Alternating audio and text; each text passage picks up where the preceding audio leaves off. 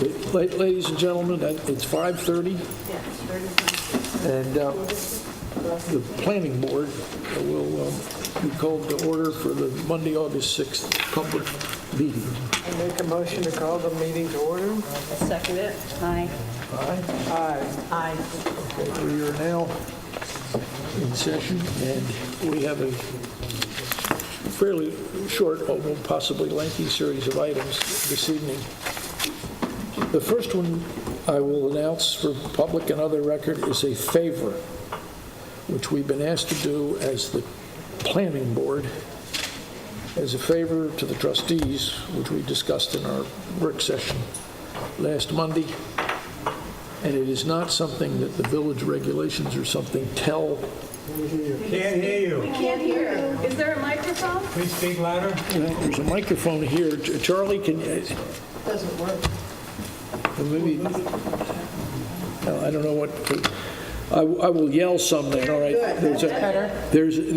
We're doing a favor to the trustees, in effect, who run this village, are in charge of this village, for hearing the, I guess it's officially being done by the school district, who've asked the planning board to say something about a road change, which is for access.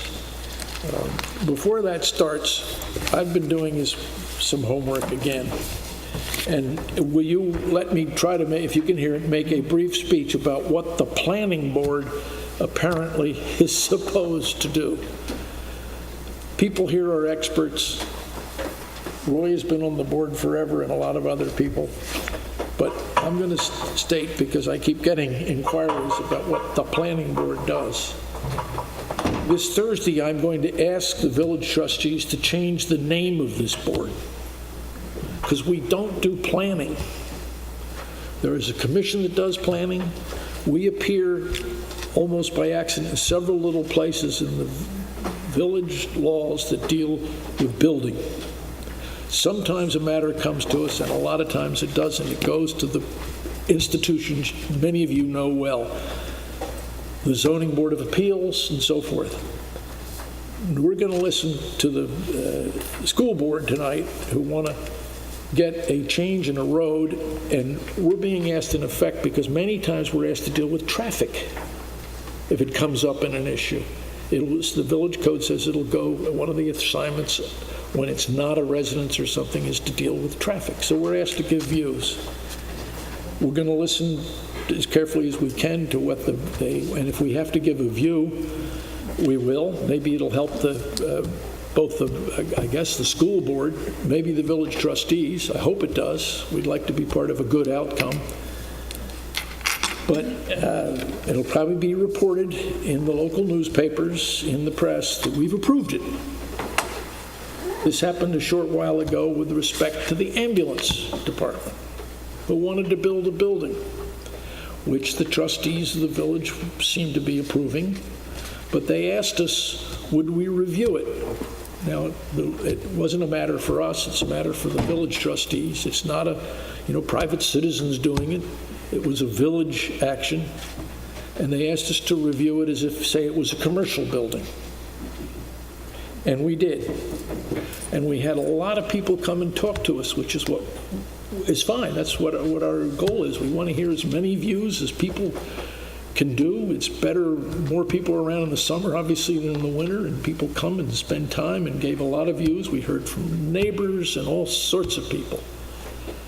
We went through the normal things that we're supposed to do as a board to hear the arguments. We have Nelson Pope and Voorhees as planners who work for the village. We have Kathy here who reviewed a number of items. We brought in experts on traffic and traffic lights and ambulances. We got submissions from the ambulance department. We did one of the things that our board does occasionally, which is to do a review of the environmental restrictions that often apply to things that are done in the village. And we said that from what we could see from the environmental submissions for it, it would not, they call it neg dec, we gave a negative declaration. You didn't need to go through a full environmental report. So it was promptly reported that the planning board, who don't plan, who are getting something as a favor, approved 18th, where it's a large building for the ambulance department. And so publicly, I guess, since we didn't say you can't do it or go away or we won't listen to you, it was approved. Okay, don't change the name of this board, so be it. Why don't you guys think of something we should be called, like maybe the Master Plan Implementation Reviewers or something. How a village runs itself has a lot of constituents and a lot of issues. Many people who work here in the village are involved in it. They're involved in real estate. They're involved in matters that affect zoning. They're involved in construction. They're in brokerage on properties that change hands. It's a major business here for, as far as I can tell, over 150 years. It has been a major activity. Now, what the code says we do is, it's kind of a funny list. It comes in different places. We do MFPRDs. That, I think, stands for Multifamily Planned Residential Development. To me, it's when condos occur in the village. They come in different ways, but we do condos. We've got one that's coming up now to build condos on Hill Street. There may be 6 or 7 of them, and I'm sure that Nelson Pope are going to give us a substantial review, maybe of all of them that have happened in the village so far. Let's review how they went. What are the problems with parking and access, and who's in and out, and the people that use them, especially as second homes. Maybe they don't have a lot of children on the school. These issues all affect the village differently, and so the code says we'll do that. The next thing we're experts in are tennis courts. I think we have one of those today. We're in charge of tennis courts. Do they drain properly? Are they too near the neighbors? Are they sunken? Are they above? Do they have adequate landscaping? Sometimes a tennis court's a pain in the neck. If it's right next to you, you get a thwack, thwack, thwack when you want to have a cocktail or have breakfast. Who knows? Maybe it's basketball. But tennis courts were given to what's called the planning board. So maybe we should be called the tennis planners. All right, another thing we do, apparently a lot, and it comes up a lot, are flagpole lots. That's an issue in the village because when you have properties that are not on the street, you got to get to them. And so they have the flagpole of land, and then there's a lot. And how the code tells both the building department, and then if nobody likes it, the appellate board, which is the zoning board of appeals, to deal with one of those interior lots, you get to it by a flagpole. We regulate flagpoles.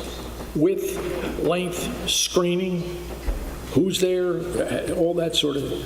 Now, we have another assignment. When site plans come up, new sites of land, we have to approve them. They're big sites and little sites, but sometimes land is used for more than one house because the zoning code says you can.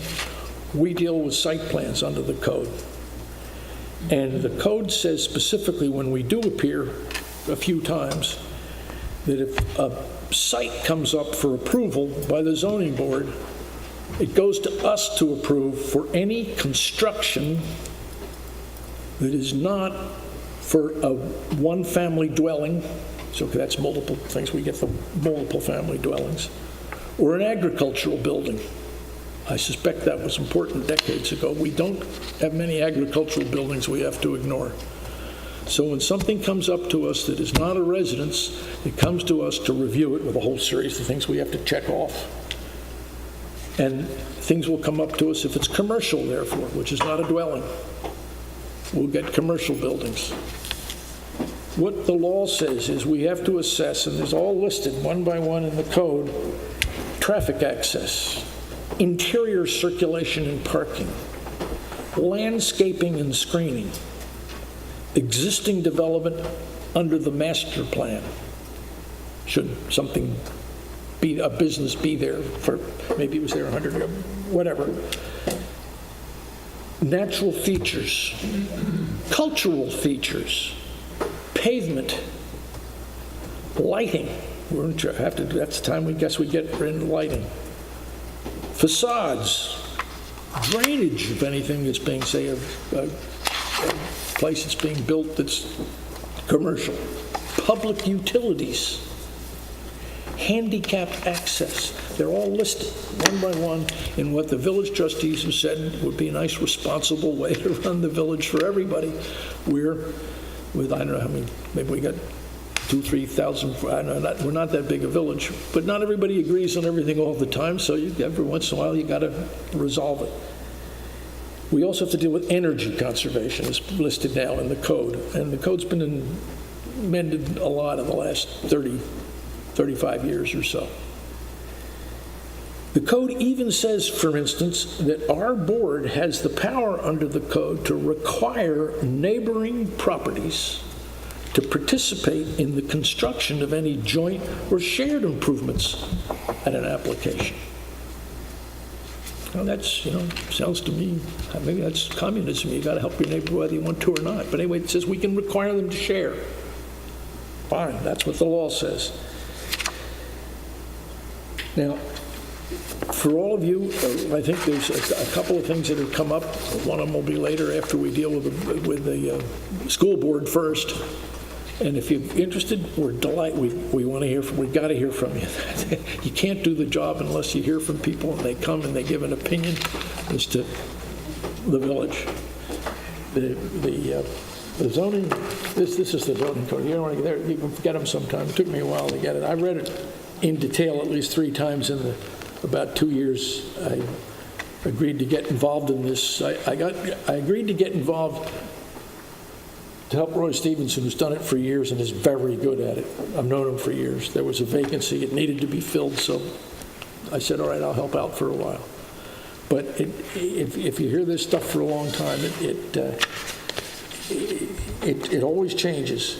But the purpose of the village code says to guide and regulate the orderly growth, development, and redevelopment of the municipality in accordance with the comprehensive plan. And it says to promote the public interest in the utilization of land for which it is most appropriate. Wonderful concepts. I mean, communities run this way, and if you get it right, you do something that I regard as important. It's a prayer we use down at the Doon Church, which says to sustain the beneficence of this community for as long as possible. It says the blessings of the community as long as possible. If you can sustain it, it's great. I've been here for a while. I've lived in the village for 28 years. I've lived out in the town for 24 years. I've lived on the beach. I've lived in the artist colony. I've lived on Bull's Head Bay.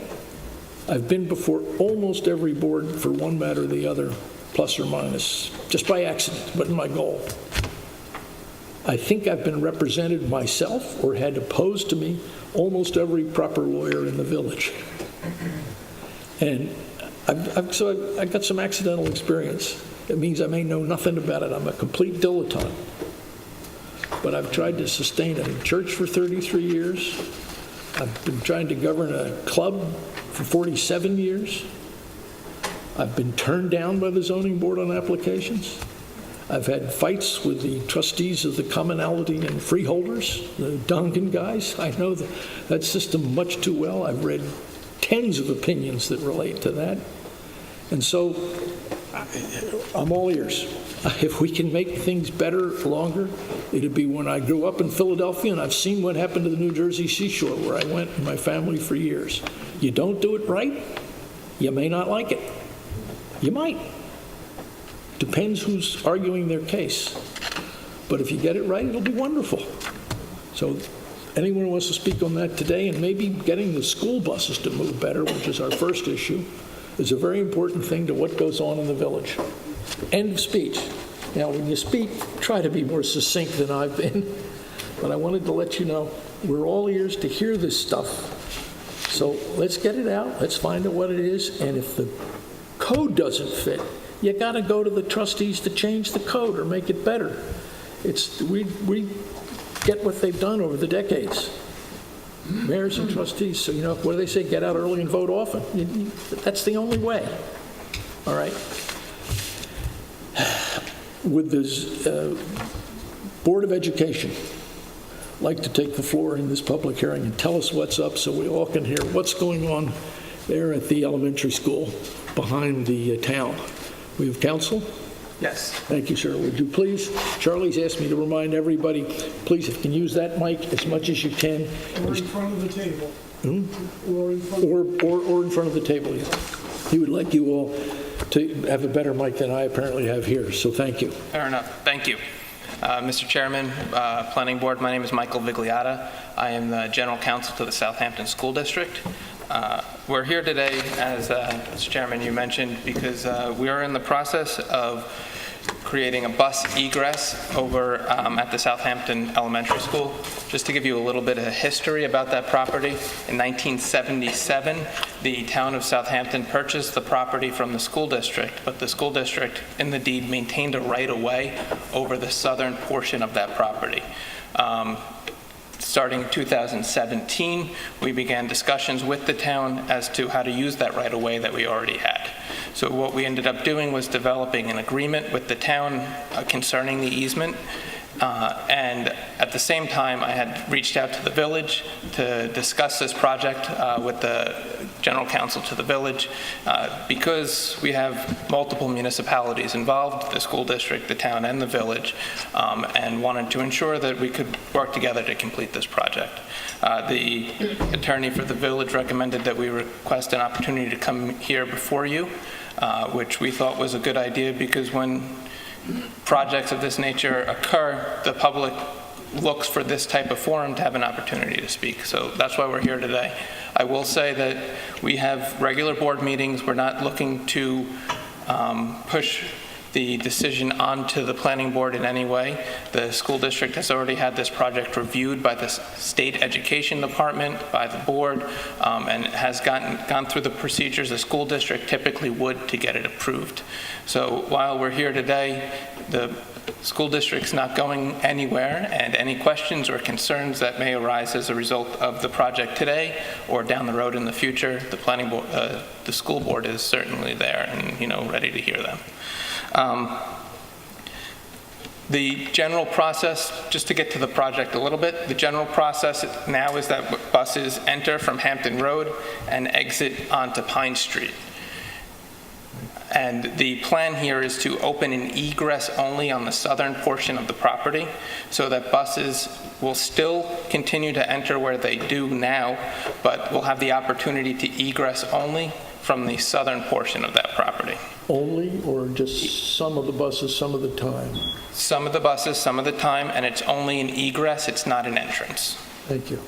Last year, for example, there were 9 school buses or vans that would enter the property. Using those numbers to express intention for the upcoming school year, I would expect about 4 of those to continue to use the Pine Street as an exit, and 5 to use the new egress as an exit, 3 of which I would expect to go north, and 2 of which I would expect to go south so that they can drop students off that live in that area. There is currently crossing guards that handle the area over by Pine Street and Hampton Road. However, they can only do so much to manage the traffic that's there, and we believe that this project's going to help dissipate the traffic a little bit, so buses that are heading westbound naturally use Pine Street, and buses that are heading eastbound can use the Little Plains Road exit.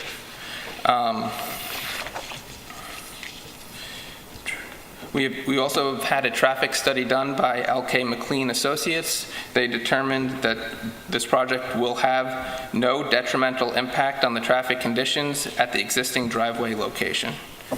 So that is essentially the project. I will tell you that there is a plan to have a fence at the egress so that other people aside from the school district would not be able to use that as an exit point. You'll notice that the gate is actually in on district property as opposed to on the border. The purpose of that is by opening up the egress, the school district is necessarily taking away some parking spaces from the town. So before the fence, but on school district property, there will be some spots available to the public to park in.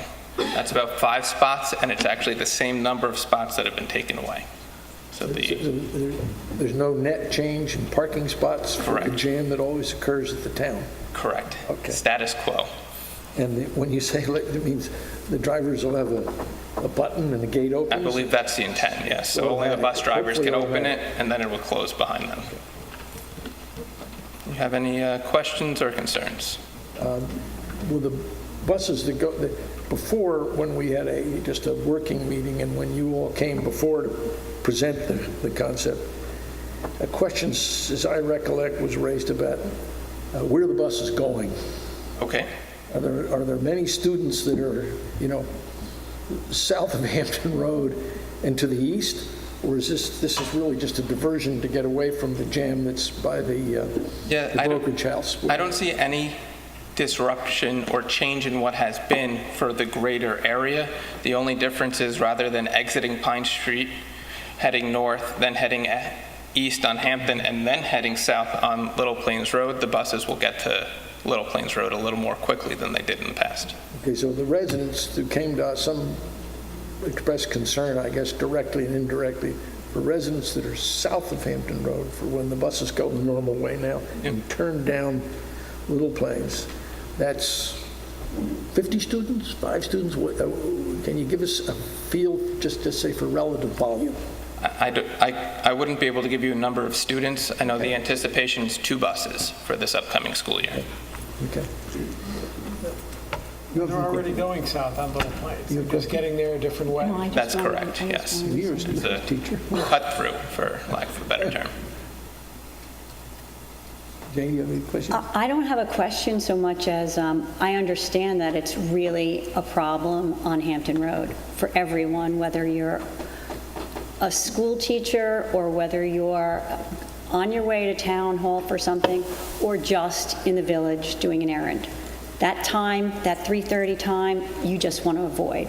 So it sounds to me like you're trying to make that better for everyone in the village. We do really believe that this project, while beneficial to the school district, really is beneficial as a whole to the community, because while we'd like to get our buses out more quickly, relieving the congestion on that area will enable the traffic to get through more smoothly over there as well. So if I understood, you have 3 buses that would go north and 2 that would go south? That's the plan, yes. Pam, you have any questions? Roy? I'm good. Okay, thank you, sir. Thank you. Would anyone else here like to argue for or against? Are there any aggrieved? Yes, ma'am.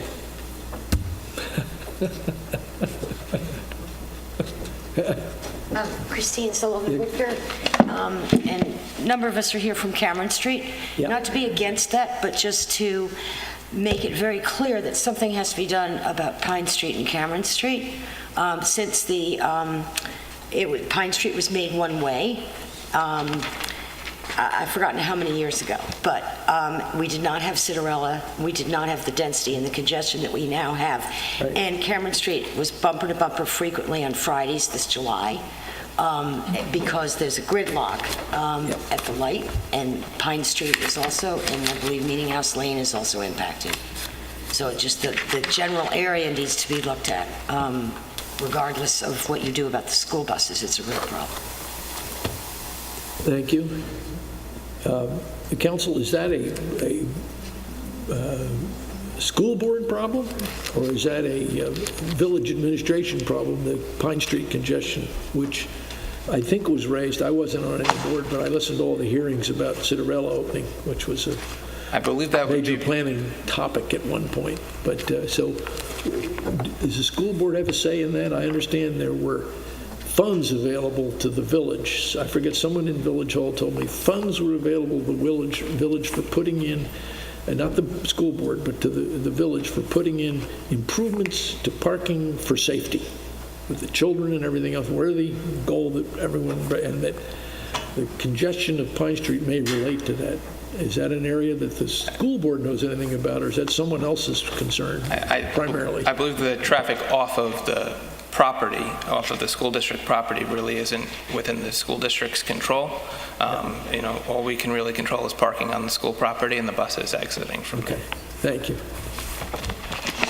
Would anyone else like to speak on this matter of traffic for the greater elementary school and south of Town Hall thing? Yes, sir? I also live on Cameron Street. And I think what people forget Introduce is himself. that Could you, could you, sir, do us the favor, and your neighbors, introduce yourself? Frank Sinema, Frank Sinema from Cameron Street. Thank you. 351 Cameron Street. Thank you, sir. The problem is not only Cameron Street. The school buses are not the problem. Nobody realizes that there are over 100 mothers or parents who drive there every day and park in front of the school, park in the parking lot. The traffic on Hampton Road is backed up already. The whole place is a nightmare. I mean, I got to tell you, I've never seen anything like it. It takes me, on an average day, after 3 o'clock, 3 or 4 lights to get onto Hampton Road to make a left. The traffic is coming in from East Hampton and from Bridgehampton because they don't want to take 39, so they come into Hampton Road. Then you have the school that lets out. Then you have the buses, and then you have the traffic, and then you have the pedestrians who are crossing the street with Starbucks coffee. And you have to stop for every one of those people. So the place has become, it's worse than Manhattan. And I just want, when you talk about planning, I mean, you got the police, the kids who work in the summer, who stop every car so a person could cross the street instead of stopping the pedestrian once in a while to wait a minute to get the traffic through. I mean, I just don't know who looks at all this, but I got to tell you, it's become a real nightmare living in that part of the village. Thank you, sir. Okay. Okay. I would agree and say a big part of that is the fact that Pine Street was made into a one-way. That's right. And that was a number of years ago, and also the addition to Citarella. I was not on the board at that time, but I do think if there was any way to open up Pine Street again to be a two-way. That would be it. We'd be solved. We didn't do that. I know we didn't do that. I'm just, By the way, ladies and yeah, we did not do that. That was not our jurisdiction. please go, by the way, with my lengthy preface, we're happy, somebody has to listen to this. It's not us legally, but we're happy to listen, and I'll probably end up by saying, what's your name, ma'am? I'm Kim McSparron, and I purchased the property on the corner of Cameron and Pine in 1991. And I have been very good to the school and allowed people, crossing guards and whatever, to park in my driveway when people, and not complain about it, but when people are leaving school. I have no egress from my parking lot, my driveway. I come out on Pine Street and I come out on Cameron Street. You have to back out of Cameron Street. There's no way you can get out. So from 2:30 to 4 o'clock every day, I can't go anywhere. I can't get to a doctor's appointment. I can't get to a meeting. It's impossible. And I put up with the extension of the school. I never anticipated they were going to make a doubly sized school. Then I put up with the fact that they narrowed the road from a two-lane street to a one-way street. It's just ridiculous. I can't get off my property. Okay, I'm sorry to hear it, but thank you. Thank you. It seems to me that any of you who can should express this concern at one of the public comment sessions in front of the village trustees. It is a matter to be addressed by the trustees under the heading of village traffic, which has got a number of contributions to it. It's especially rotten in the summer. I think I'm glad the school is in at full speed in the summer for a lot of reasons. But we will, not that it makes any difference, we will report to the village trustees that we've been hearing complaints in connection with the school board and this thing that really need to be addressed, even though we can't make decisions to do it. But if anyone else would like to object to what causes that, we even have a trustee back here who hopefully is listening closely. We will do so. Would you like to say, please? Good evening, Board. I'm Kimberly Allen. I'm actually here in the capacity of a resident. I live on 90 Meeting House Lane, and I agree with everyone here, and I've received a number of calls in my trustee capacity, but I'm actually addressing this in my residential capacity. Okay, good. My first question is, The buses will be egressing on Pine Street, but given all of the traffic on Pine Street, could the egress not be back on Little Plains? I believe you mean a complete conversion? No, in other words, the exit now is to, instead of going up to Hampton Road, to go down slightly and around the back out to the only escape from the property, just geologic at this point, instead of reversing Pine Street and going down to your road, would be to go out to Little Plains, as we understand it. So there'll be no vehicles exiting on Pine Street? That was my question. I wasn't think clear. so. Just not as many as there are now. So the Pine Street north, some buses will go north on Pine Street into Hampton Road, going left or right. Some will escape, like a little escape valve, 4 or so, will escape over the bottom of that lot, within the houses stop, bottom of the ball fields, and go east, as we understand it. Right. Toward Little Plains and go north or south at that point. I'm just pointing out, as other residents have, that the majority of the congestion is on Pine Street heading north. Yep. To other people's comments, because it is not a two-way street, there are issues with the traffic light. Yep. We have issues with the businesses. So I'm just wondering if we could revisit any exits on that street, because we can still head north exiting on Little Plains. That's all. And then my second question was on the parking. There are going to be 5 spots. Where are the other 5 spots going to come from? I didn't hear that, so. The plan we saw before, which was presented in the first submission from the school board, was that the 5 spots at the very bottom of the now parking area that runs down the Little Plains for parking at the town hall, that they're cleared out for the bus to go through, and the others are going to go on a piece of the road that is west of them. Is there a map or anything have we a map? could see to look at that? Council, do you, and one that Charlie can take a picture of it, maybe that would be good for everybody to see briefly, please? Thank you.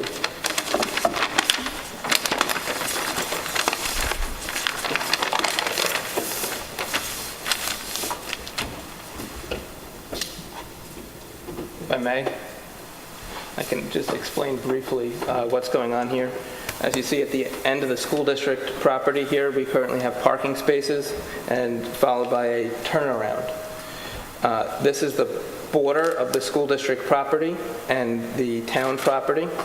We're going to make this a pass-through right here and turn the turnaround into parking spaces.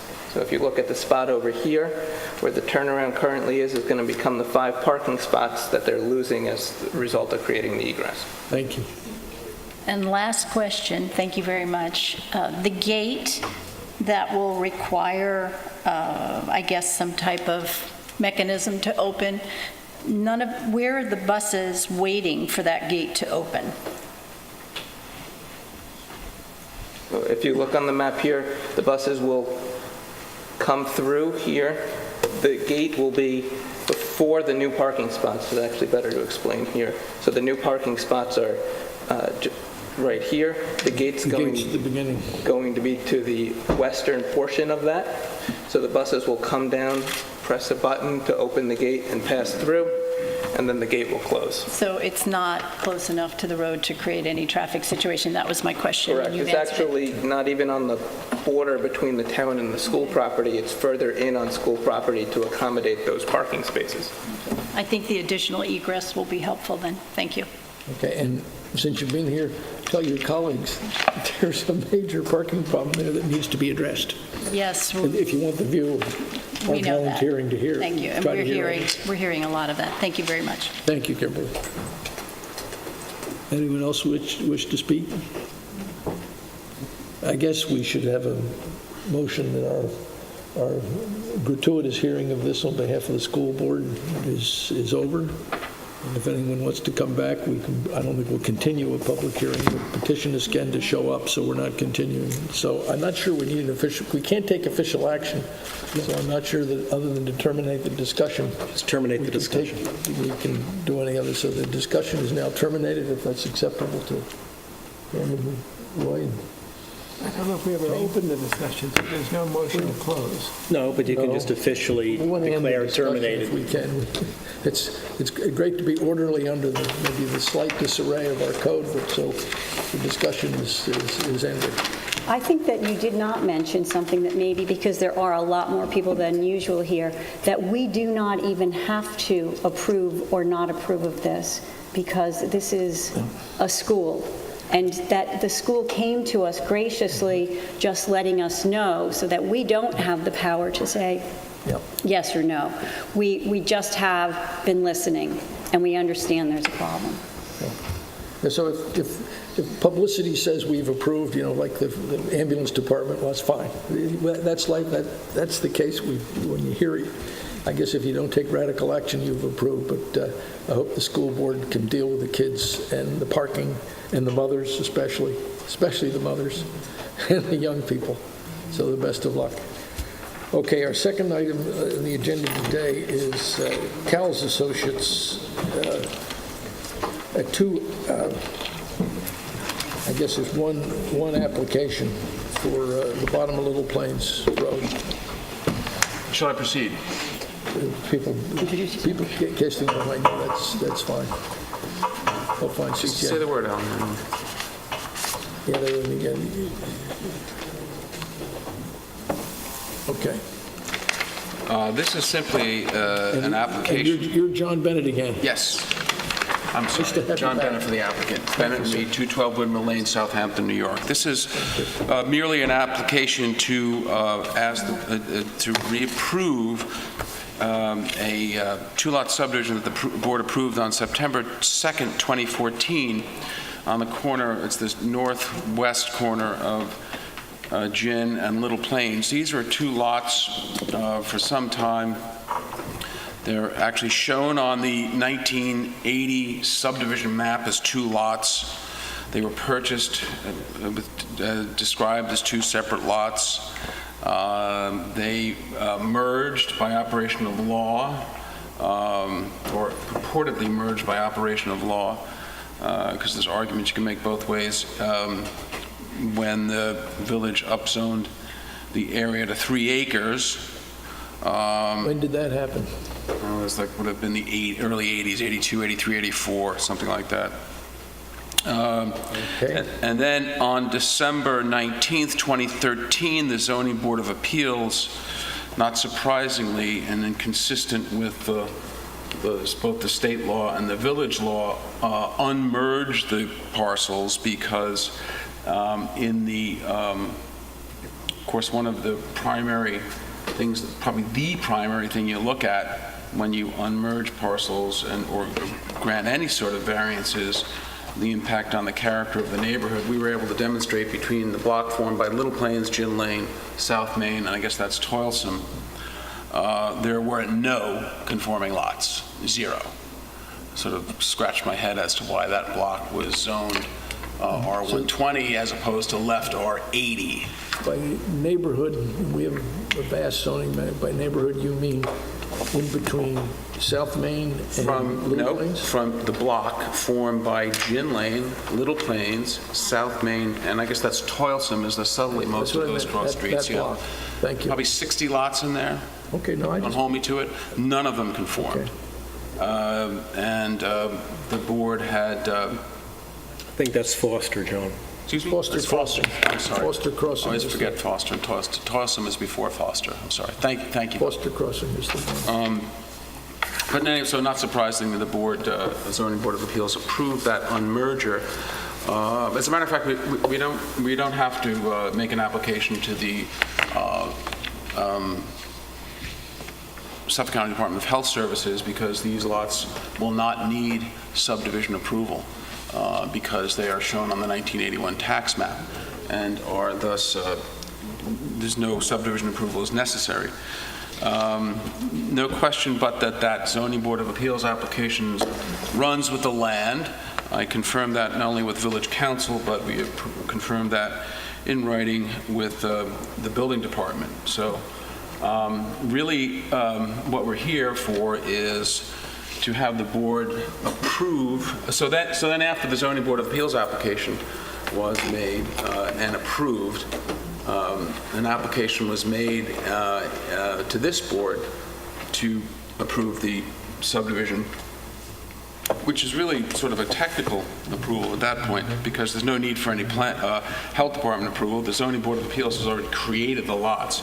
The zoning board variance runs with the land. So back in September 2nd, 2014, this board did, on this map, it's pretty much sort of an is what it is situation, approve the subdivision subject to 3 rather minor conditions. One is the submission of a covenant regarding the timing of the removal of these, primarily this pool structure, because it would straddle the lot line. And so usually what the board requires, we've done this on numerous subdivisions, is as long as these 2 lots are held and or controlled by the same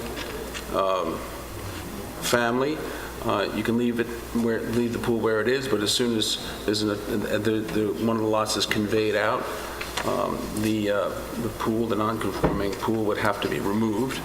So that was one of the conditions. The other condition was a submission of a map, probably a larger map, because, and this goes to the 3rd condition, which is the filing of the map in the Suffolk County Clerk's office. The map would have to be made larger, probably a block on the covenants that would be filed regarding the timing of the removal of the structures, but it would be filed as what we call in business a miscellaneous map, because there's no need for health department approval. The typical subdivision map has the planning chairman's signature on it, a stamp of approval from the Suffolk County Department of Health Services. That's not necessary. We would just file it as a miscellaneous map. So if there is no one here, or even if there is someone here, because this will be the 2nd public hearing, I'm simply going to ask the board to close the matter and move to a decision. I mean, not tonight, but to close the public hearing and then put it on for a decision. Okay. This is very, very, very, if I may, people always like to say it's very straightforward, and that's usually what council starts off with, but this is about as simple as it gets. You have 2 lots that have been that way. The ZBA approved the remerger years ago. The subdivision approval, we're just asking it to reapprove. That's all. Okay, do you have any questions? I don't know. Any questions? I have 2 modest questions. My signature for myself is always, when I hear a lot of adverbs, I'm trying to think, you got to make sure you get the facts right when there are a lot of adverbs. Okay. Same owner owned it when the zoning changed? Yes. That owned it when the application Yes, came absolutely. to reverse the impact of the zoning? Yes, absolutely. Does the same owner own both parcels that's making the application now through you? Since making the application, yes. Okay, the same- Ownership has changed. Okay, so a different owner now is, Totally irrelevant. that law. may be, I just want to check. No, it the isn't facts. maybe. I want to It get the is. facts right. Because your counsel will tell you that zoning deals with the land, not the ownership. Okay, and that may be, I just want to get all the arguments out so we have the situation An argument, correct, Alan. John. It's just, it's I'm a not arguing. it's a non-issue. I just want to get the facts, whether it counts or not, we'll have to determine. Well, I don't think Someone there's will tell anything us- but that it doesn't matter, but in any event. And that's really important, Alan, because when you say we'll decide whether it matters, it doesn't matter. Zoning deals with the property, ownership is irrelevant. Thank you. I understand that argument. I think I know what it means. Maybe definitive, and it's none of our business.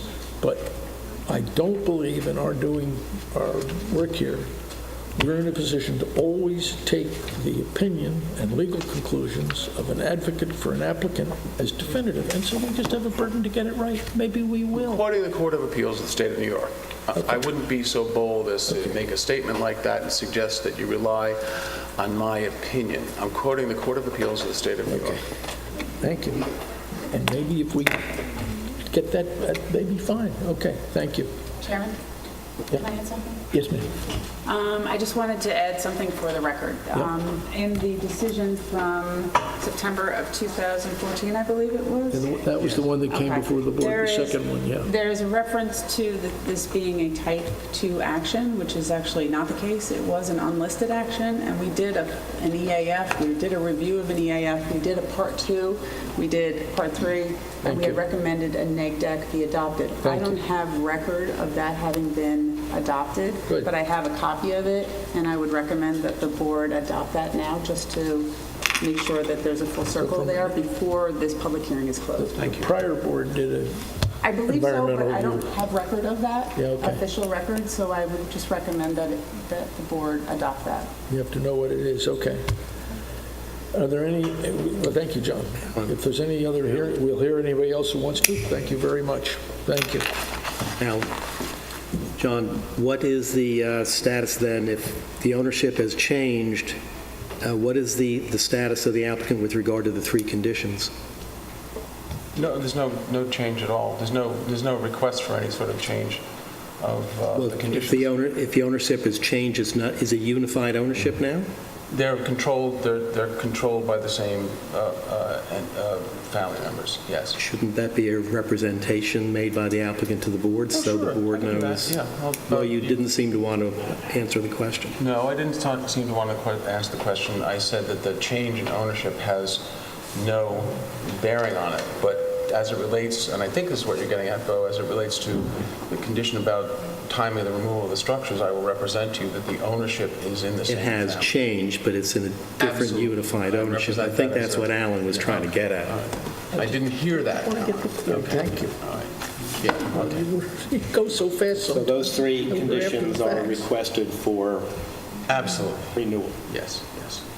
Thank you. Okay. Thank you, John. Thank you, Paul. Would anyone else like to speak? Yes, sir. Good evening. My name is Thomas Gibbons. I'm an attorney for South Lane Properties. They are the owner of 104 Gin Lane. I believe Mr. Shumway was here at the board's last hearing. I won't take up much of the board's time. I would like to advise the board that I spoke to my client extensively. He has no objection to the subdivision. I do want to bring to the board's attention a September 26, 2013 agreement that was signed by the applicant's attorney that if the 2 lots are created, only one lot would have ingress and egress from Gin Lane, and there would only be one driveway cut. I don't believe that was mentioned by Mr. Bennett. I have a copy of the agreement that was in the file. So I just wanted to raise that because that's still an issue with my client, that there's only ingress and egress to Gin Lane for one of the lots, and there's only one driveway cut. So that was an agreement, that was an agreement between the applicant who, as I will say colloquially, got a reversal of the impact of that zoning change. And that was an agreement between him and a neighbor. Correct, and the letter also indicates that a covenant would be filed to that effect, and the letter was filed with the village planning department. So I just wanted to bring that to the board's attention and inquire whether the applicant is still willing to do that. So that we can be as thorough as we can some version of that be filed so it goes into the file for us? Why would the board have jurisdiction over that request? I'm sorry? Why would the board have jurisdiction over your request? This board, because it was a condition, because the applicant writes that the applicant has agreed in the event that the 2 lots are recreated by this board and the planning board, only one of the lots will have driveway access from Gin Lane. The applicant themselves raised it to this board. I'm just making sure that the applicant is still willing to do that or inquiring Well, of I that. would think that you'd ask the applicant's counsel rather than raise it with the board. It's a private agreement. This board doesn't have any jurisdiction over a private agreement. Okay. But it's nice to know about it. It's nice to know about it, but the board doesn't have any cognizant jurisdiction over it. Okay, I can certainly raise it with the applicant's counsel. The only other issue my client was concerned about is his mailbox is across the street in front of 477 Little Plains, and he just didn't want to have to move the mailbox if a driveway is put in on Gin Lane. Okay, well, I hope neighbors can work it out. Okay. If we didn't have anything already. Probably in the right of way. Thank you. Yes, it is in the right of way. Okay, thank you. Okay, thank you. Thank you. All right, so we have anyone else wish to speak? Then it seems to me we should make a motion that the public hearing be closed. So, wait, Yes, excuse me? okay, prior to closure of the public hearing, you do need to adopt the secret. Make a motion to... So, and I will update the form for you to sign tomorrow. But it's here. Just to You need to get it, keep it alive again. adopt the neg deck, yes. So the motion be to adopt the neg deck that was previously... Previously prepared. To adopt there, isn't it still binding? I think council made a motion. Okay, so I have no record of whether it was actually adopted. Oh, I'm sorry, whether it was So I just adopted. want to make sure that you are covered Then, before. okay, no record in front of us Right. that it was in fact adopted. Exactly, Okay. exactly. The review was done, though. Thank you. All right, then the motion should be, since we have no record, we will adopt it officially, right? Correct. Moving that? And that is what I have moved. Okay, seconded? Second. Aye. Aye. Aye. Aye, okay. We've adopted it on the record that it was not formally adopted by some prior board. Okay, and then the second motion I is... would make a motion to close the public hearing for 477 Little Plains Road, Cowles Associates. Second? Aye. Aye. Aye. Aye. It's closed. Thank you. Council, you will follow up on the application? Yes. Thank you. Okay, the next hearing is East End Holdings for 3842 Jobs Lane. There are two applications, 21, 30, and 31, because of the multiple, why do we have two applications for multiple properties? For the applicant Gilbert G. Flanagan, Flanagan and Sato, South Main Street, Southampton. The reason there are two applications is that for CEQA and other purposes, we decided to, in the interests of no segmentation, to combine a lot line modification and a site plan application. So that is why there are two applications before you. This matter was heard initially last month. I think the main thing I want to do this evening is to correct and clarify certain things, particularly certain items which appeared in the newspaper which were absolutely incorrect. And first of all, this is not a mall. Where they got that impression, I cannot understand, because if you look at the plan, what you will see is that there are two store buildings which would run from Jobs Lane south on the property. They're the same as all the other stores along both sides of Jobs Lane in terms of their structure. A mall typically has an interior courtyard, which is common space. This is not a mall. Second of all, I don't know if it was pointed out before, but I think it's relevant in that if you want to know what this building would look like, many of you are familiar with what's formerly known as the Falk and Falk building, which is located diagonally across the street a little bit further to the west and on the north side of Jobs Lane, adjacent to Herbert and Rist's liquor store. I'm sure you're all pretty well familiar with that building. And you may remember that a number of years ago, that building was basically demolished and replaced in place and essentially in kind. And I know about that because I handled that application myself. What I've had the architect do to clarify things somewhat is to make a larger and simpler overall site plan. As you know, many of the plans have a lot of information on them, drainage, sanitary, and so forth. I think if people look at this plan, they can see the two stores, the two within the one building, 38 to 40, and then 42, which is a separate building. This plan also shows at the rear south end of the property the 6 off-street parking spaces we would be providing, and also the location of the upgraded and state-of-the-art sanitary systems, which we would be installing as part of the application. As I think we've indicated before, we've had numerous discussions with the health department about the installation of these systems, and we've worked out a design which, from their perspective, works.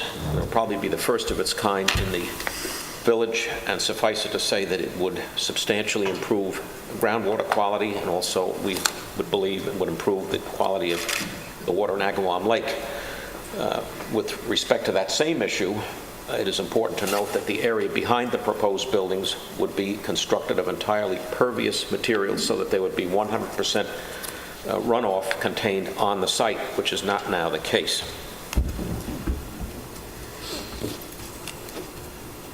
As I indicated, we are providing 6 off-street parking spaces, including a handicapped accessible space.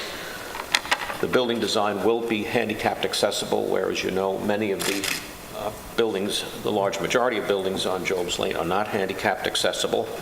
We are still working out some final details with the Department of State about the final design of those spaces, the accesses rather, but we will be in fact providing handicapped accessible facilities for both of these buildings. And one of the things you should note if you examine the elevations that were submitted with the application is that the rear of the buildings is designed to be pretty much as attractive as the fronts of the buildings facing on Jobs Lane, which is something which is definitely not the case with most of the other buildings in this particular area. Now, there was some mention, I believe it was either in the paper or so forth, that the courtyard that currently exists is some sort of public feature that is a public feature. In fact, as you know, this is a privately owned facility. It's not a public park, it's not a municipal park, so it is regulated effectively by the property owner. I also saw a letter that was submitted, I guess, before the last work session, indicating that this property currently provides access from Jobs Lane to the parking lot to the south. That is absolutely not the case. And in fact, if you were to look at the existing conditions site plan, you will find that the buildings on the south of the property run the entire width of the property. There is no access from this property directly to the parking lot to the south. Now, as I believe my partner, who was kind enough to cover it for me at the July 2 hearing, mentioned, most of these stores cannot be rented. If you have gone by there, you will note for rental signs in all of the buildings in the back. There's an 80 to 90% vacancy rate for the buildings in this complex, and it just doesn't make economic sense. I would submit that what we're proposing is more in keeping with the character of the neighborhood and the character of the commercial development, in that these new stores would be at the street line as required by the code. Now, just to refresh your recollection, there will be 2 variances that are required for this project to be implicated. One has to do with the depth of the building from Jobs Lane, because the buildings are going to be more than 75 feet deep. But if you look at the existing site plan, you'll note that what's there grossly exceeds that requirement, goes almost all the way the depth of the property. So actually, we would be doing something that's less non-conforming. Now, just to go back for a minute to the Falk and Falk building, I took a comparison of the plans for that, which I think I'd like to put out on the table. And I will show you a copy of the site plan for that building. And actually, I've just attached the approval and also the layout. So if I can get that. Is that the right orientation? Yes. Can't really tell whether it is. Charlie, face it to the board. Okay, face it to the board. You have the building was, again, a 2-story building, about 80 feet deep. Now, if you note, on our plans, our building is about 80 feet deep. The width of this lot is 66 feet, 66 and a half feet. The width of our lot is a little over 71 feet. Building goes from side to side. This building is almost identical in size and configuration to what we're talking about. And as you probably know, it houses 3 retail shops. So I would think that in terms of whether or not this is suitable, well, the Falk and Falk building was there ever since I was a child, I remember. I certainly think it's not inconsistent with the character of the neighborhood. In fact, I would say it is. And I have here also the north and south elevations of that building. And if you compare them with the elevations we've submitted, you'll find that they are very similar. So I think to say that this is out of keeping with the character of the neighborhood would not be an accurate statement. I can do copies of that for the board.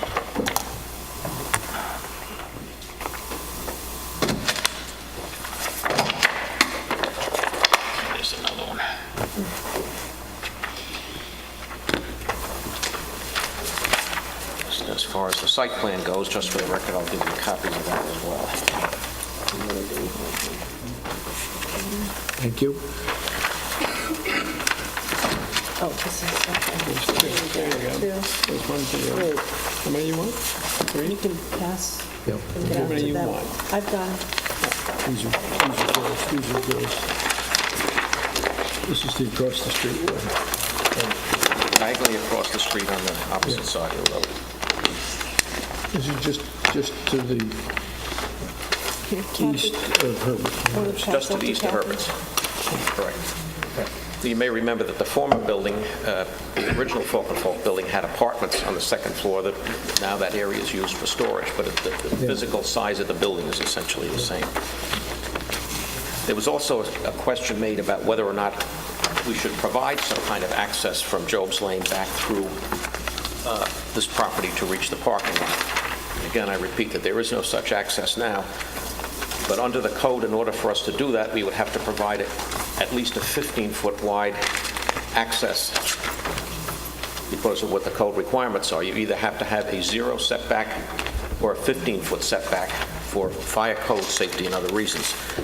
If we were to do that, that would amount to a loss of nearly 21% of the frontage of the building, which I think would not be a reasonable thing to ask the applicant to consider. This would be if there was a passage all the way through to the back parking lot. Right. If it was all the way through, we would have to provide at least a 15-foot wide opening per the code. I think it's important to look at this aerial drawing, which the architects have prepared. Here's the proposed site. And here is the 53 Job's Lane site we've been talking about. And you can see that if you look at the two buildings, they're very, very close. It's also important to note, in terms of the depth, look at all these other buildings, how much deeper they are than the building we're proposing. So from that standpoint, we're consistent with the character of the neighborhood. At this point, I don't have anything else particular to add. I'll be happy to answer any questions as the architects who are here. Thank you. Thank you. Thank you. Either one, you can take them home. Gil, excuse me, how many off-street parking spaces are there on the site now? 0. 0. And we'll be proposing 6, one of them being a handicapped accessible space. All right. And is there a copy of the simplified site plan that's not attached to the poster board?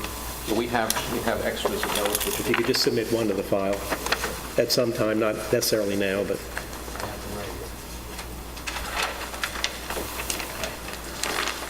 Is that I also have a smaller version of the aerial photograph. Very good, thank you. I think the biggest thing about this project, as far as I can see it, is the installation of those sanitary systems. I think and that was really before they became that popular. My client volunteered to do them. He thought it was a good idea. I think he should be commended for that. Thank you, Gil. I think also the fact that you're going back to what it was. It was not always a park like that. It was not always a configuration with a fountain in the middle. It was not like that when I was a child. It wasn't when I was a child. Yeah, I can tell you a little bit about it because I know my then partner and his partner did this in the 1970s. I think there were a couple of houses there that were shops. But you're right, this is a fairly new creature. And the other thing that I just wanted to bring up is we couldn't put a restaurant in there. Nope. Nope. That's what we need, but we can't do that. No, the health department would not allow that unless we get a sewer system. Then we could do it. Right. Separate topic. Thanks, Gil. I'm sorry. Okay. Please, would anyone else like to speak, please? Ma'am?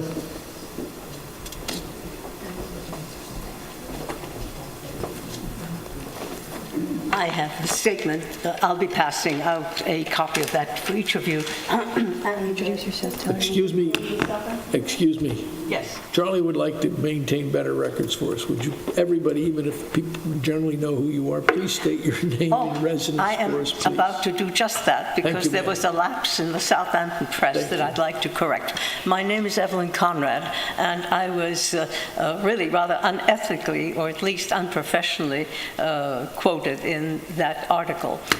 For the sake of clearing up the record, let me very briefly state that I'm an attorney. I work principally in land use and zoning, in fact, exclusively. I have 2 degrees, the one that everybody else who's an attorney has, the JD, and a higher degree. I'm admitted to all the courts of the state of New York, the federal courts of the Southern District, and the federal court of the EDNY, the Second Circuit, and the United States Supreme Court. That does not mean that I'm able to get my cert passed by the Supreme Court. It merely means that I am competent to and certified to argue before them. And I wanted to get that straight because what I'm about to, if I may read to you, is a legal statement. Mr. McFarland, members of the Planning Board. At this time, on behalf of a number of deeply troubled residents of this village and shopkeepers on Jobs Lane, I'm demanding that you, as the lead agency for 3842 Jobs Lane project, take an immediate vote for rescission of the negative declaration as provided for by 6 CRRNY 617.7 for the following reasons, enumerated in the law as proper and indeed mandatory reasons for such rescissions. I'm quoting from the statute under 1, at any time prior to its decision to undertake, fund, or approve an action, a lead agency must rescind a negative declaration when substantive, point small 2, new information is discovered, or point 3, changes in circumstances related to the project arise that were not previously considered, and the lead agency determines that a significant adverse environmental impact may result. You're freed from the prior notice to the project sponsor since his representative is present and his own sometimes misleading and certainly incomplete EAF is the cause for our requesting this rescission. The significant criteria for this Type 1 project are fully explained in SECRA 617.7, and I hereby identify and quote the 2 most significant criteria which were omitted from the EAF.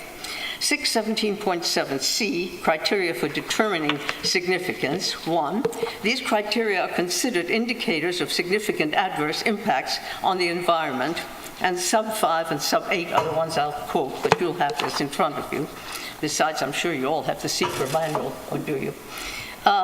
The impairment of the character or quality of important historical, archaeological, or aesthetic resources, or of existing community or neighborhood character. That's one of them. The other one is substantial change in the use or intensity of use of open space. During the first criterion mentioned above, Jobs Lane is known to be the heart of the historical district. It is also the sine qua non of the historical section of the business district because of the historical Rogers Memorial Library that was deeded by Miss Harriet Jones Rogers in 1892 as the Rogers Memorial Library. Even though this historic building was sold to a retailer in 2013, that retailer, One King Lane, preserved the iconic brick steps and patio leading to the entrance. The same iconic brick steps and patio, the patio is the important part, lead to the entrance of the then Parish Museum, now the Southampton Village Cultural Center, just west of the Rogers Memorial Library. And when the village administration decided it wanted another entrance, one from Jobs Lane to the large park bordering the cultural center, the village wisely continued the iconic pattern of brick steps. The brick courtyard, now threatened by the 3842 development application, continued this historic and iconic architectural imprint by having, actually, I said brick steps, which is wrong, I went by today. It's a walkway, and it is fully in compliance with the Disabilities Act. But it does lead to the brick courtyard with its charming fountain, space for strolling or sitting or visiting retail shops circling the courtyard. And the same architectural pattern begun by R.H. Robertson, the then famous architect who designed the Rogers Memorial Library, built in 1895, is also replicated just east of the threatened courtyard with a small but delightful brick walkway that leads in the west to the entrance to Gildor Shoe Store, at the south to the Tripoli Art Gallery, and in the east to a number of fashionable retail stores and art dealers.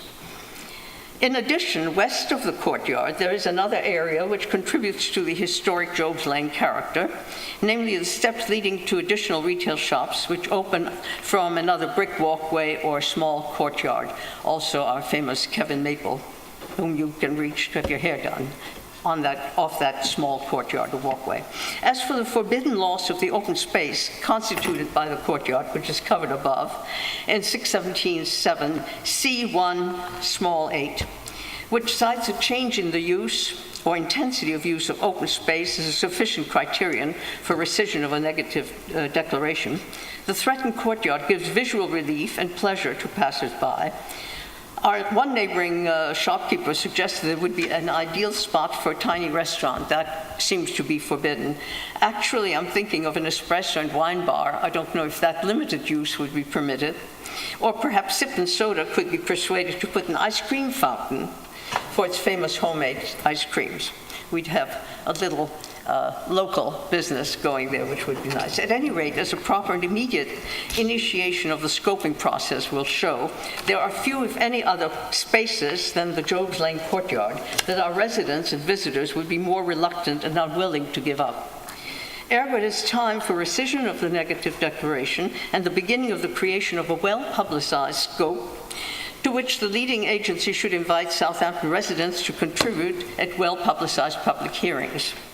Perhaps the Southampton Association could launch another petition like the one signed by 233 neighbors who objected to the Paul Robinson subdivision of 2 of his 11 properties in the village. These 2 were corner properties. I believe that was before this board. That petition, like the one I'm suggesting for the preservation of the threatened courtyard and the threatened historic district of Jobs Lane, could be an effective way for our village to show this lead agency the strength of our conviction. I thank you very much. Did I give you copies? May I? Pardon me? No. Good. Thank you. I have some copies if anyone in the audience might like them. Thank you. Thank you. Thank you very much. We can go to dinner. Would anyone else like to speak?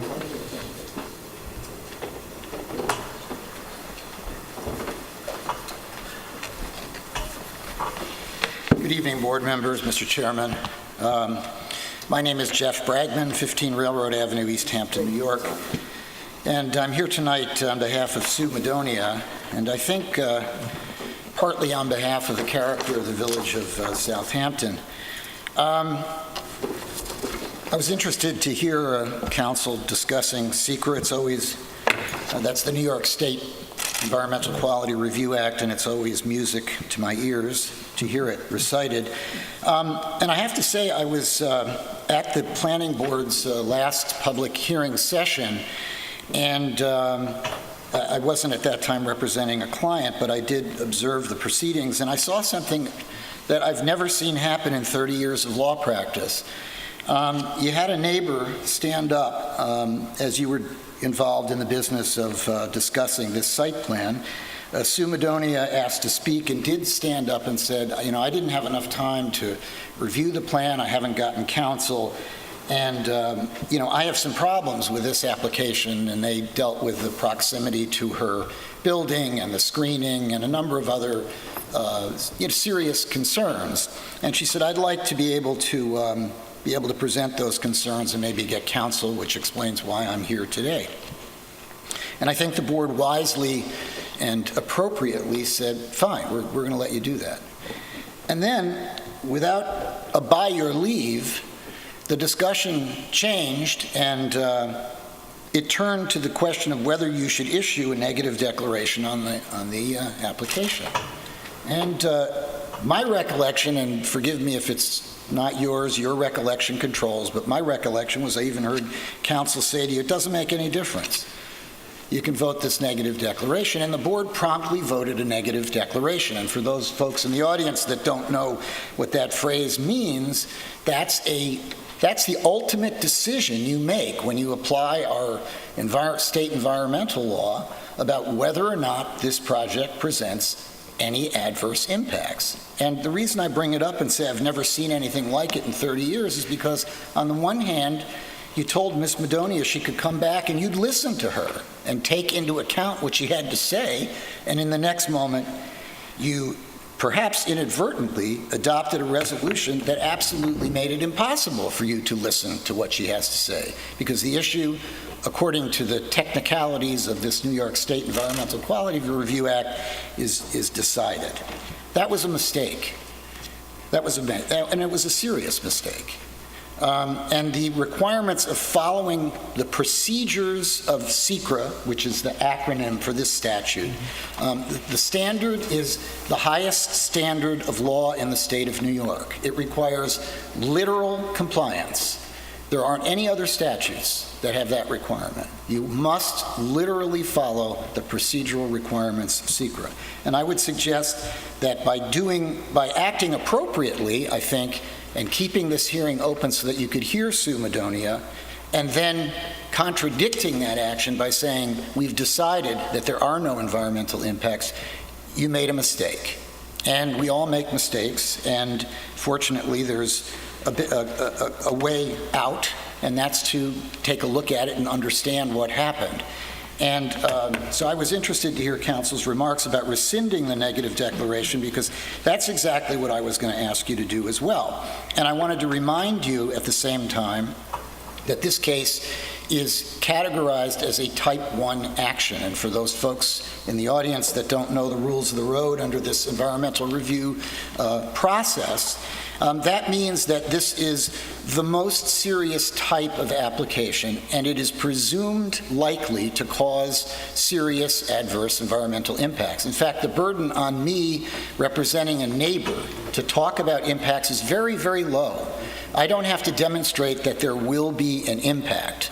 All I have to show under SECRA is that there may be an impact. The mere possibility of an impact must be considered in a Type 1 action, and it must be resolved, because if you can't resolve it, then the only thing you can do with a Type 1 action is require an environmental impact statement. So that's the kind of project you're dealing with, and that's a reason I would suggest that additional thought has to be given to where we're at in this proceeding. And I think that the prior attorney that spoke is correct, that there's ample indication that you should rescind that negative declaration, because you're not ready to make that statement until you've heard all the evidence that comes in, that is ready to come in. And you're going to hear from Sue Madonia tonight. She brought a letter, and she wants to read it to you herself. She's emotionally involved in the situation. I think it'd be good for you to hear, and I'd like to hear it too. It is correct that in determining significance, which is that the culmination of the process that you're engaged in is you determine the significance of the project. In determining whether this project will or will not cause significant adverse environmental impacts, you are obligated to look at any material conflict that the project creates with community goals and plans that are officially adopted. That means that your comprehensive plan is relevant to look at, to see what it has to say. You're also obligated to look at whether the project as proposed would impair the character or quality of important historical, architectural, or aesthetic resources of existing community neighborhood character. And a lot of people think when they hear the word environmental impact that it means like, oh, is the building going to cause some physical problem on the ground? That's not only what SECRA, this environmental law, looks at. It also looks at impacts to aesthetic resources, intangible resources. And they don't have to be resources that are documented as being historic. They just have to be resources that create community neighborhood character. I don't think you need to be a lawyer skilled in the intricacies of environmental review to know that this plaza that currently exists is a critical exemplar of the character that Southampton Village has, that is so cherished and so desirable. And it doesn't answer the question quite in the way that Mr. Flanagan suggested when he said, this is not a public place, this is a private place. Well, the truth is, it doesn't matter whether it's public or private. Under SECRA, you have additional powers in reviewing this project. And one of those powers is that you are obligated, I would suggest, to examine whether a proposed project is going to adversely impact resources of existing community or neighborhood character. And I don't think it takes an engineer or an architect to understand that a major new building built right up to the lot line and squarely across the lot line and further in depth than your code provides, with less parking than your code provides, is going to eradicate this structure, this plaza, this enticing amenity that is focused on pedestrian traffic, not automobile traffic, which is something that your comprehensive plan urges you to consider. So the impact here is real, and it is serious. And when you consider, as a part of your discussion, which is what this secret process is supposed to be, it's not just signing a form. Oh, we did see, we accepted an EAF. It's supposed to be a discussion and a process. And the code tells you what the standard is for you when you're evaluating these kinds of impacts. And the one that's relevant is that you are supposed to examine the significance of likely consequences. In other words, you determine, is this impact going to be significant or is it not going to be significant? Well, how do you do that? And the statute tells you. They say, look at whether it's material, substantial, large, or important. And when you try to assess how important an impact is, it goes on and it tells you that it should be assessed in connection with its setting, its geographic scope, and the number of people that it affects. And the setting here is key. We haven't heard very much about the setting. That includes the building that we're in, that includes the Parish Art Museum, that includes the Southampton Historic Museum, that includes the Halsey House, the American Legion, and so many other places that make the village of Southampton the charming and desirable section of the village that it is. Your architectural and design guidelines for the historic district also, I think, contain some suggestions as to how you should consider this project. And one of the sections of those guidelines deals with removing a building to a different location or removing a building to take advantage of a better view or to make room for additional buildings. Now, they are probably talking here about removing a historic building. That's not proposed here. But you are talking about removing a signature of existing community character and replacing it, frankly, with a completely generic building that says nothing about your community, reveals nothing of its history. It may be perfectly adequate architecturally, but I looked at the drawings, the architect's renderings of what it will look like in the end. That building could be in Southampton, it could be in Hauppauge, it could be in Virginia, it could be in California. It speaks not at all to your history and community character. And by taking out this amenity and ignoring it, you lose the context of the history that's on Job's Lane. And I was looking tonight before I came up to speak about the house that occupied this site.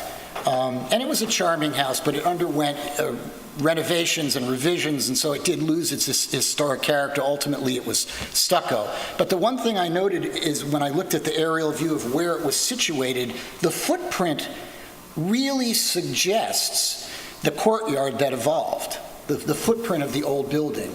And so what I would say to you tonight is that the existence of this courtyard suggests the context about how Job's Lane developed, and it refers to that context. And a significant community resource does not have to be a building. It can be the absence of a building.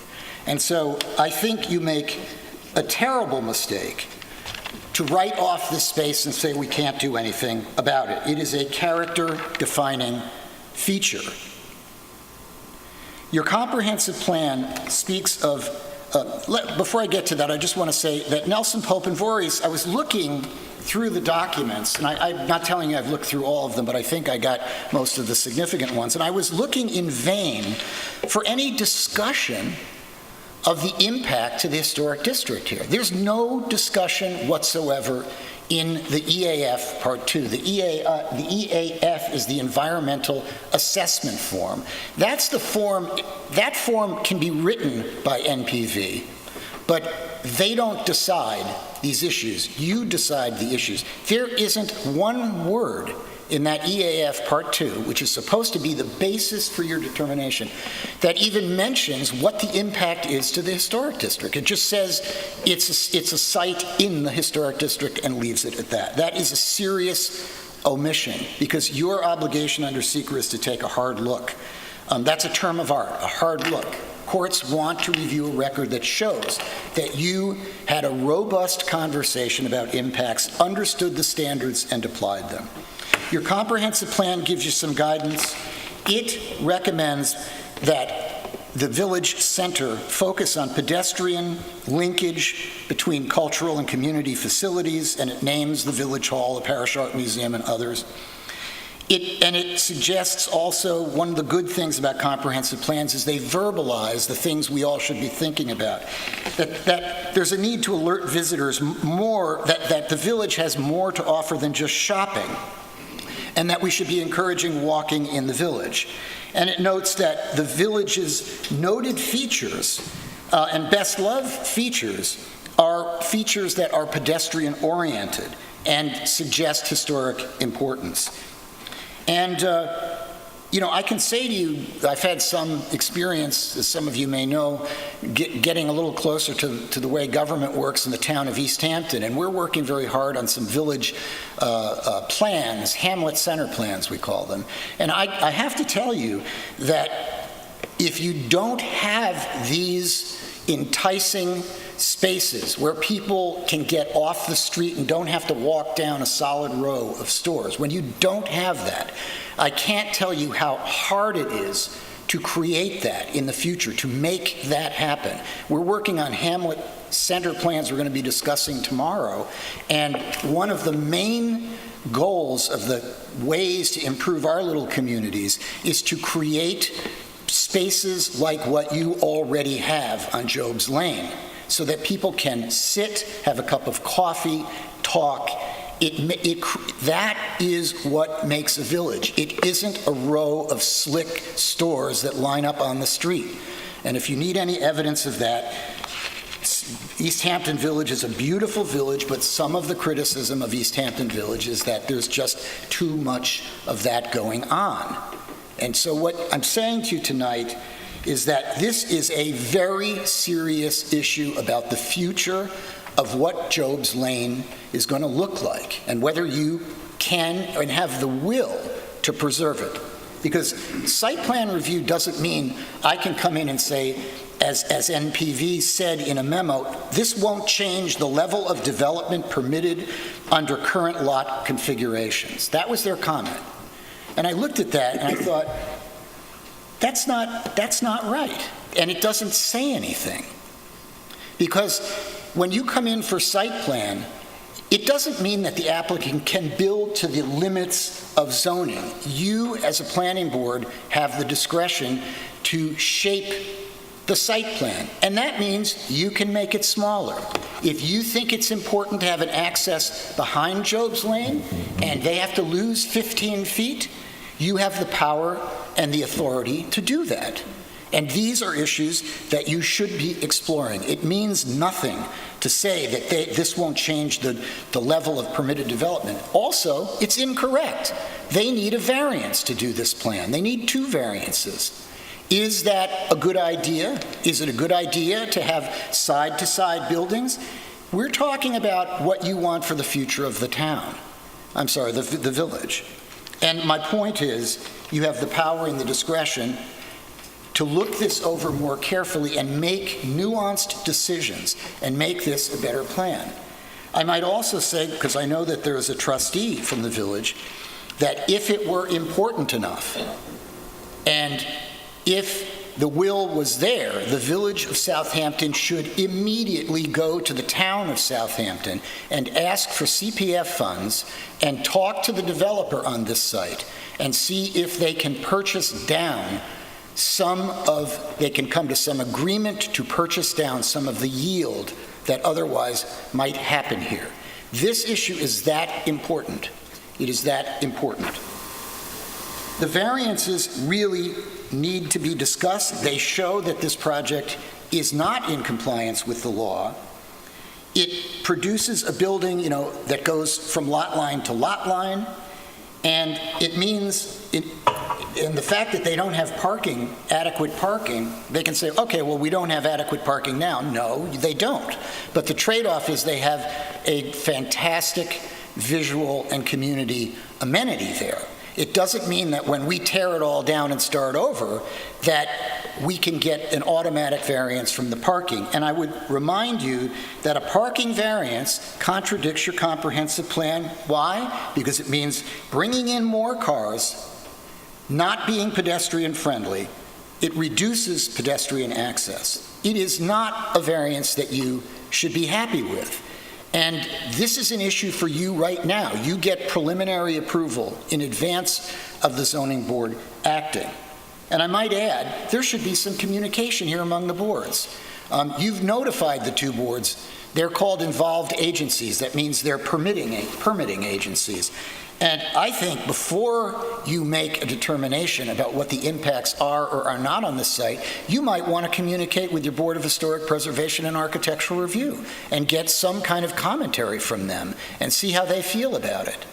My point is, you're at the beginning. I know that this case has been going on. I've seen what the record is.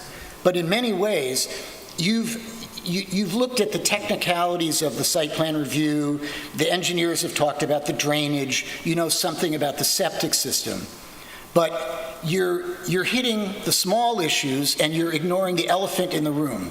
And that is, does this village have to lose this amenity? Or can it protect it under existing law? And my answer is you can protect it under existing law, but you have to have the will to do it. You have to have the will to do it. Nobody can do it for the village. And if we lose it, no one else but you is going to be looked at for reasons as to why it was lost. So I really urge you to slow down. I think it's appropriate to rescind your negative declaration so that you can have the kind of robust discussion that you're supposed to have. This case is not supposed to be decided by signing off on an EAF Part 2 and saying, we did SECRA. That's not doing SECRA. SECRA's a process. I was happy to hear the chairman, I know I'm speaking a little long, talk about site plan requirements. They're the usual: public health, safety, welfare, convenience of the public. But it's correct, you are supposed to look at interior circulation and parking. That means if you want an access going behind Job's Lane, you have the right to do it. That means if you want more pedestrian circulation on this property, you have the authority to require it. And by the way, all this talk about the septic system, that's going to be required anyway if they put in a new building. It's not a gift when you put in a new septic system and then dramatically increase the intensity of the use of the site. That's not a gift. That's a requirement that the health department's going to have. And it's going to happen anyway. Landscape screening, very important here to my client. She's going to talk to you about the proximity of the buildings and where they're putting the equipment. You need to hear from her before you issue a negative declaration on this case. You're also allowed to look at whether the development, and I was very happy to hear the chairman quote this, whether the development is at the existing scale and intensity and consistent with existing development. Yes, there may be a building across the street that's as wide and as long, but each property is unique, and this property's unique quality is that it is the very type of pedestrian-friendly plaza that 21st century planners dream about and bend every effort to create. And you cannot, with the stroke of a pen or with a casual decision that there are no impacts, let this go. It is too important to your future. You know, I was in front of your board years ago, and your attorney probably remembers it, when, people were saying, oh, you'll get used to change. Well, the change they wanted me to get used to back then was they were going to tear the facade of the Parish Museum off, and they were going to create a pedestrian mall, because it was the way to market that museum. That's what they wanted to do. And village officials said to me, you'll get used to it, things change. Well, you know what? Some things are better not to change. I fought that project, and we defeated that. And if we hadn't, you wouldn't have that gracious stairway that leads up to the Parish Art Museum. You wouldn't have the open field next to it, the park-like setting. Some things should not be changed. I would really urge you to communicate with your other agencies and treat this with the seriousness. I know you work very hard in these cases, so I don't want you to misunderstand. I'm not admonishing you. I'm asking you politely. Take a little extra time on this and do the secret process the way it's supposed to be, not as a checklist, not signing off on what MPV said, but on having some robust discussions in front of the public about what we can do to preserve a pedestrian-friendly amenity like this on Job's Lane.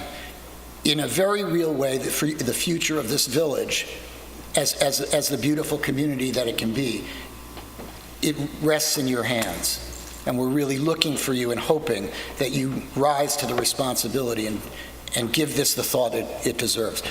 I thank you for your time. I know I took a little longer than usual.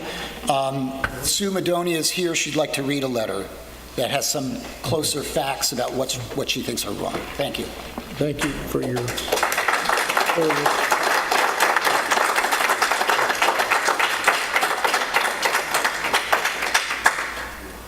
Thank you. So I'm glad you came. Hi, I'm Sue Madonia, and I'm here for Amadonia Antiques. Dear Planning Board, I'm going to read you my letter. I want to thank Jeff for saying what I feel so strongly and what so many of the residents do. It was terrific. I own an established business now at 36 Job's Lane since 1991. I love the community, which has been my home since 1986. And as a business owner, I want the best for our community and for its future development. I very strongly want the best for our future Job's Lane development and for business to prosper on Job's Lane. I own the property next door to the proposed development, and I have concerns about the proposal. I was not able to fully review the plans prior to the first public hearing on July 2nd. I wrote a letter to the board stating that I had just received a notification to modify my lot line and had just saw the final plans for the first time and was most concerned and asked for time to review the plans. At this July 2nd hearing, I submitted my letter and spoke. A negative declaration was passed on the project by the chairman, which I was told means the board feels there was no negative impact to me as a business neighbor and to the residents of the village and to other local residents who enjoy shopping on Job's Lane. After reviewing the plans, I can say there are obvious hardships I would like the planning board to understand that I have now with this immense change that this project brings. The proposed location of the new buildings along my property line will require me to relocate my electrical service system along the side of my building at great expense. The problem could be eliminated by keeping the proposed building at the same setback as the existing building, instead of bringing it closer to my building. The proposed project is taking so much public space away from Job's Lane. I do hope this immense proposed project does not need to come closer to my property. I will have to change my air conditioning location, allow for removal of 2 trees, close up on that side all my siding. I have to close up the window to the new looming brick wall. The height of the proposed building will also block 14 existing windows from my second floor. I will be the first store to lose, on Job's Lane, to lose so much light from upstairs windows. For now, as Job Lane flows, the roof lines are shaped to allow a neighbor light, and there is space between buildings which have second floor light to allow a neighbor some light. And some buildings with existing windows on the second floor have spaces between the buildings to allow for a play of light with a garden feel. Buildings that have brick walls line up with other buildings with brick walls and do not take away second floor existing light in this way. Again, so much public space is being taken away from this proposal that I ask for space here so there is some more light flow. Along with the light and privacy and expense is the noise. I have 2 one-level stores that border my property, each having small air conditioning units. Now it appears from the plans that the applicant is proposing to locate all of the mechanical equipment for this massive structure from all the stores, offices, apartments, etc., and their mechanical equipment along our shared property line. A very large mechanical unit which is adjacent to a quiet yard in the back property. I would prefer an alternative location was found for this equipment. I would also like to review the engineering report and the environmental report.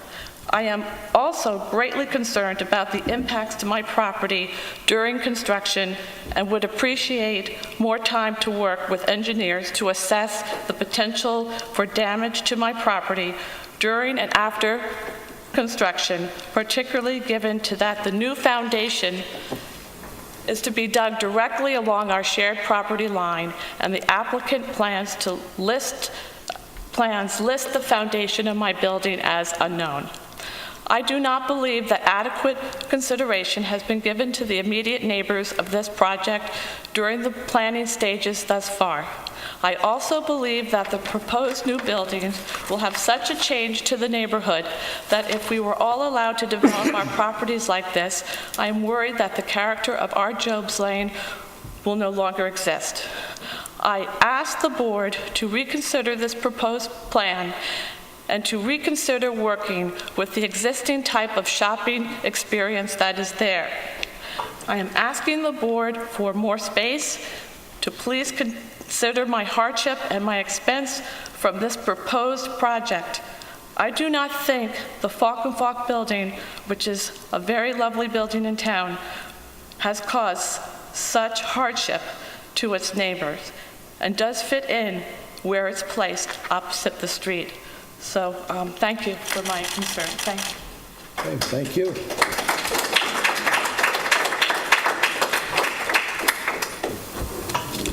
Would anyone else? Yes, ma'am.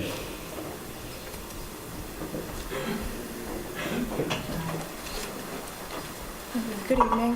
Madeline Van John, representing the Southampton Association.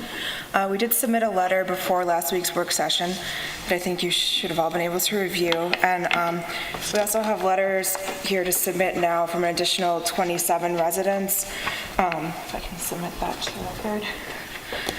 Basically just asking that the plan not move forward in its current state until more time has been given to review different options, particularly options that would be more appropriate for the scale of the existing neighborhood and ways that would better preserve open public space.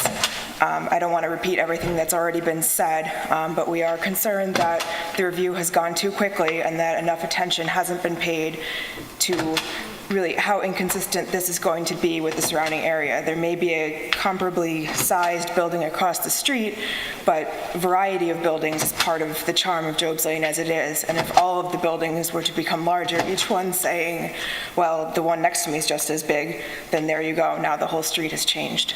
So we just ask that additional consideration be given to this, and that we believe that there are options that would allow the developer to get some additional space and some better usage while still preserving the public space and the character of the neighborhood.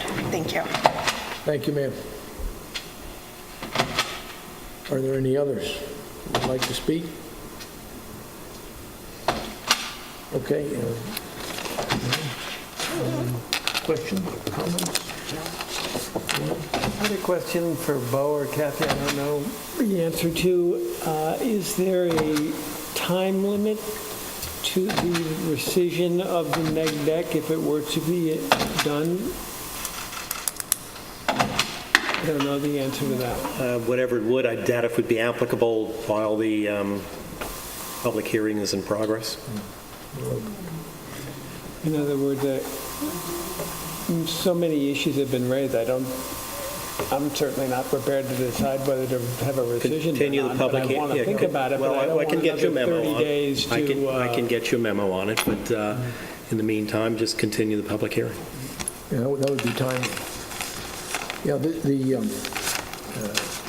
I think, Jane, you raised it in prior to me. There seems to be an issue in the village, which I can come on from my brief experience, that the timing of these matters is somewhere between annoying and slippery sometimes, because as the law seems to state, if you send notice to the tax owner, there's a period of time for people to get involved. And if the tax owner's out of town, or the tax owner's not the voter, or the resident, and so forth, there are issues with people getting timing. And matters have moved ahead in the absence of people coming, as people have today, directly or indirectly, to give a board charged with making decisions the ammunition it needs. I can complain about it, but I'm the recipient of those timing issues. Sue came saying she'd been away and indisposed to get at this as promptly as the timing might have done before. I don't think it was done deliberately by the applicants here, certainly not by their attorney, who's usually very organized to my experience with them, directly and indirectly.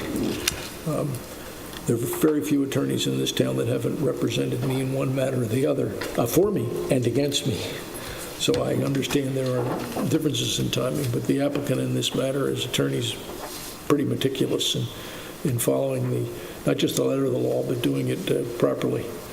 So I will entertain a motion, if it's all right with the applicant, that this be continued. And I think to be that right, I think it was to continue this application, and we will continue our review. Bo, if you would tell us the technique, if in case we do want to deal with it through the environmental hearing. There are plenty of ways to deal with it. That's just one of them. Sure. I think given the way I read the code, it's somewhere between very important if it's on your side and not very important if it's not, but we have several issues in front of us that we will handle. And the evidence that's now coming was not before us before, and we'll just everyone has to deal with it. Private property owners and the public, and our job in reconciling these issues. So a motion that we, at the applicant's request, continue? I make a motion at the applicant's request to hold the public hearing on 38-42 Jobs Lane open. Second? Second. Aye? Aye. Aye. Aye. Okay, thank you all. 65 Cooper's Neck is a tennis court.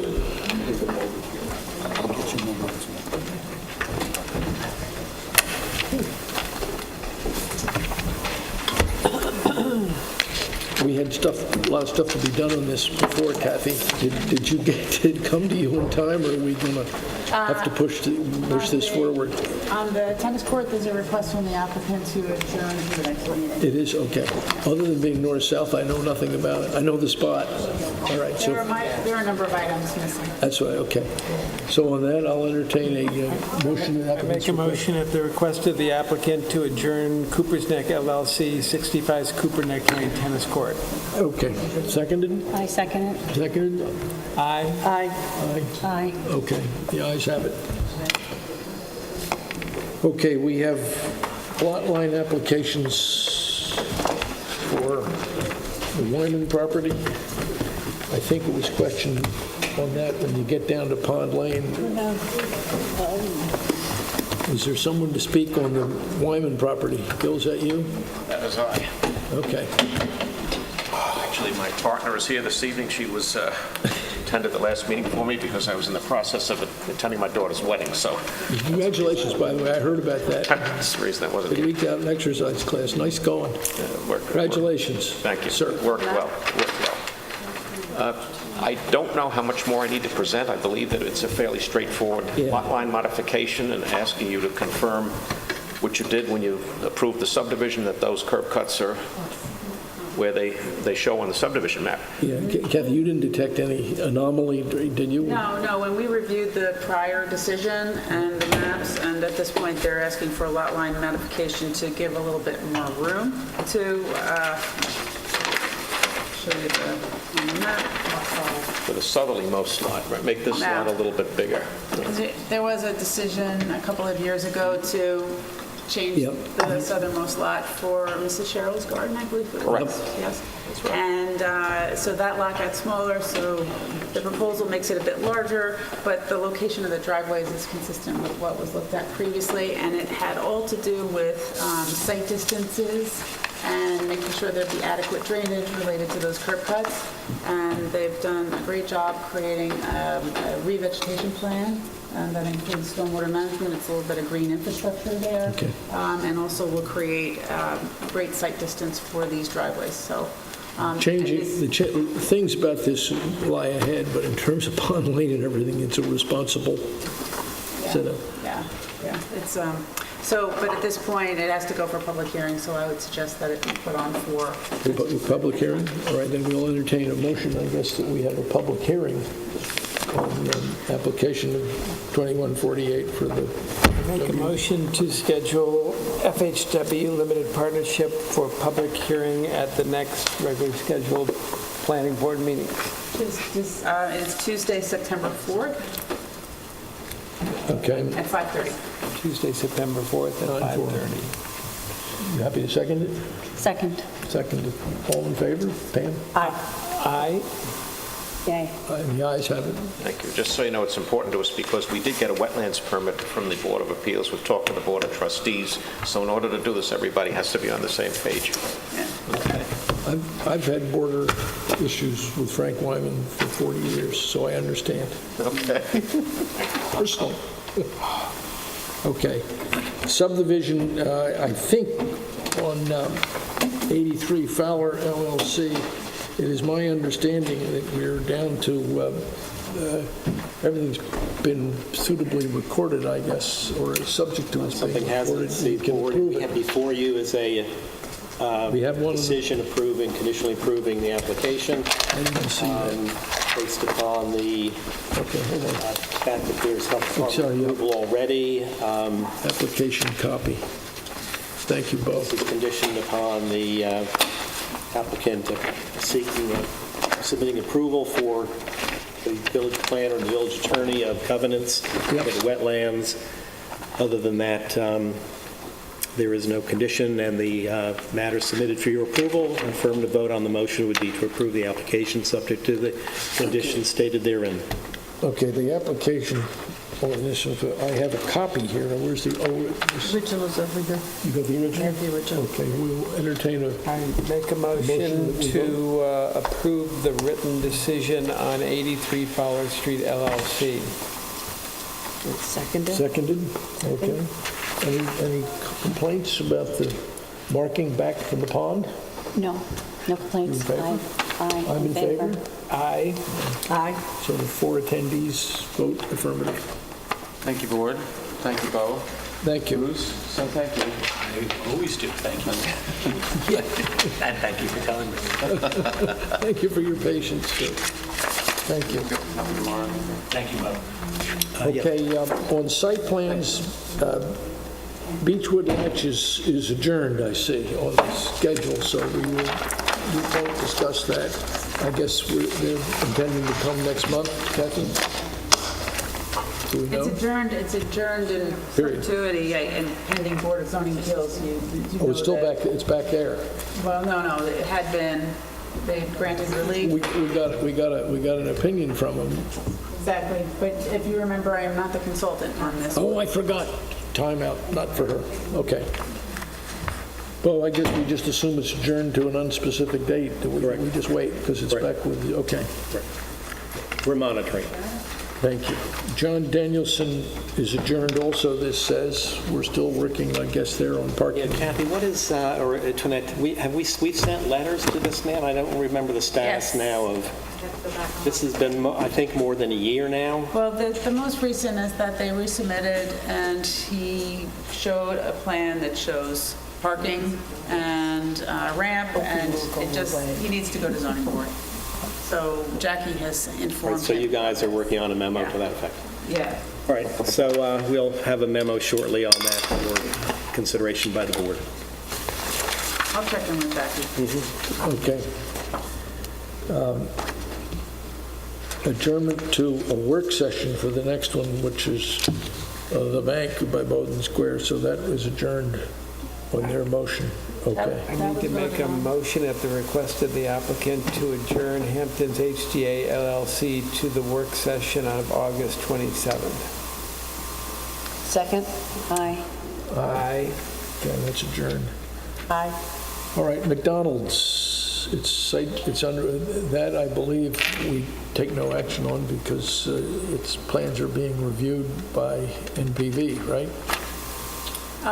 There actually are site plan comments in the file at this point. You should have from Jackie. If it's not there, I'll circulate it tomorrow. So she said that she was going to get it to you. It's in my file. Okay. Well, we have your note Yeah, on okay.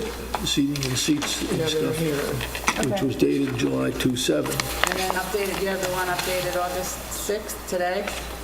It says it in italics next to the date.